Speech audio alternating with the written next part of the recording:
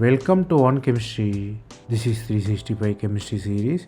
Daily one question for you. Here you have 4 different acids PQRS.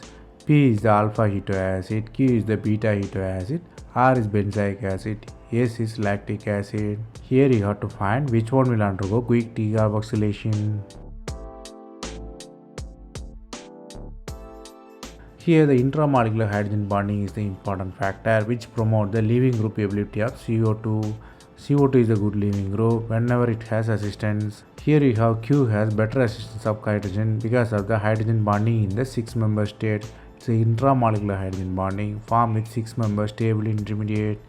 Electronegativity of oxygen help for the state. So the hydrogen bonded between the two atoms. So what really happened? Then the CO2 removed from the system, you have finally enol, then the enol converted into ketone. So the compound Q can eliminate CO2 easily. Here the concept you outlined here is beta keto acid can undergo quick decarboxylation due to the 6-member stable intermediate formation, which is intramolecular hydrogen bonding.